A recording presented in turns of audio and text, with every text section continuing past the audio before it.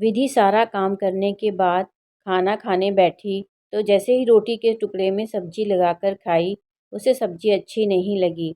वैसे भी करेले की सब्जी पसंद नहीं थी उसे। मायके में होती तो किसी और चीज़ से रोटी खा लेती, पर ये तो ससुराल था, जहाँ पर अचार, देशी घी, दूध और दही सब सासू माँ के कब्जे में था, और ये सब उसके लिए तो बिल्कुल नहीं था।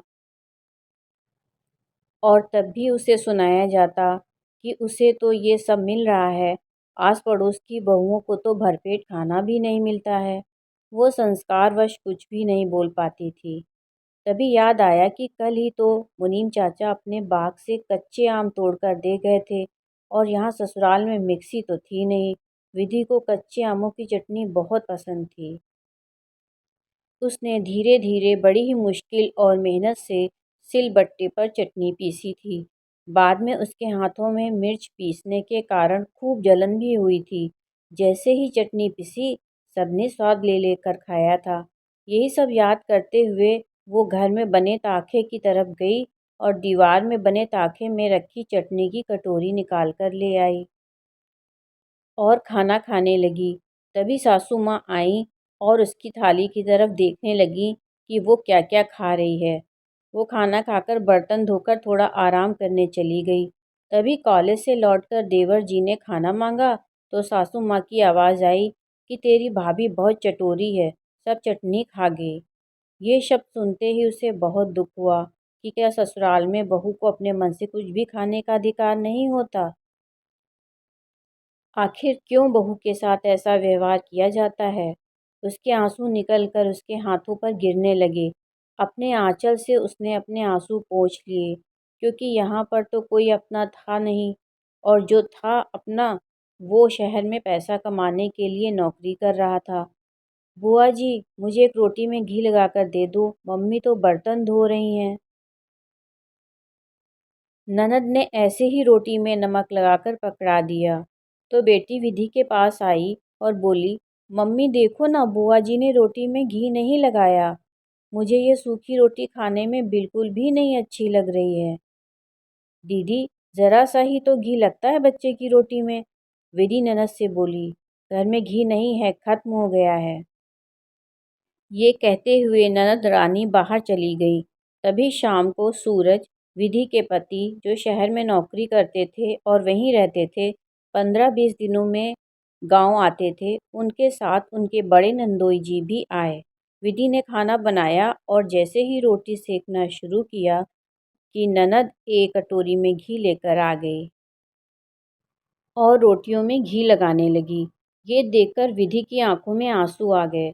रात में उसने सूरज को अपना फैसला सुनाते हुए कहा कि अब मैं यहाँ बिल्कुल भी नहीं रहूँगी, और फिर सारी बातें बताईं। दूसरे दिन नंदोई जी के जाने के बाद विधि को अपने कपड़े अटैची में रखते हुए देखकर सासू माँ बोली, तुम कहाँ जा रही हो?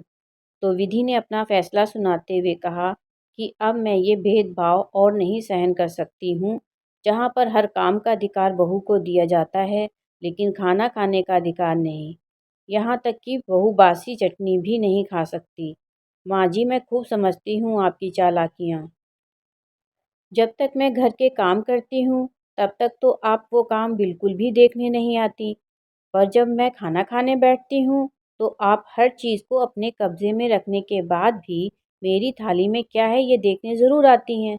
मैं अपने लिए तो फिर भी सहन कर लूँ, पर अपनी बेटी के साथ तो भेदभाव बिल्कुल नहीं। सूरज के साथ जा रही हूँ। सास बोली, वो इतना कमाता नहीं है, फिर तुम दोनों का भी खर्चा। पता भी है, शहर में रहने जाओगी तो सिर्फ नमक रोटी पर ही गुजारा करना पड़ेगा। सासू माँ गुस्से में बोली, हाँ मुझे मंजूर है, अगर नमक रोटी खाना पड़ा तो सब लोग एक साथ खाएंगे, कम से कम ये भेदभाव तो नहीं देखना पड़ेगा। और आप शायद भूल रही हैं, मैंने ग्रेजुएशन किया है, और शादी से पहले मैं घर पर बच्चों को ट्यूशन पढ़ाती थी। फिर से बच्चों को पढ़ाना शुरू कर दूंगी, लेकिन अब इस घर में बिल्कुल नहीं रहूंगी। अपने पैरों पर खड़ी होकर आत्मनिर्भर बन स्वाभिमान से रहूंगी। ये कहते हुए वो अटैची के साथ आंगन में खड़ी हो गई। बेटा, तू ही समझा इसे, ये तो अपनी मनमानी कर रही है और तू चुपचाप खड़ा है। तू ही इसे समझा सकता है। नहीं माँ, अब और नहीं। मैंने आपको बहुत समझाया कि ऐसा व्यवहार विधि के साथ मत करो, पर आप नहीं मानी।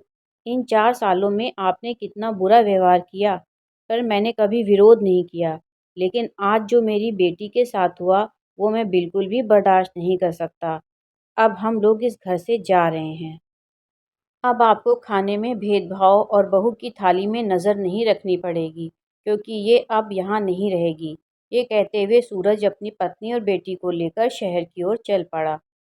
मित्रों, ऐसा बहुत से घरों में देखा गया है और कहीं-कहीं संपन्न परिवार होते हुए भी बहू को हर चीज़ के लिए तरसाया जाता है, भेदभाव किया जाता है।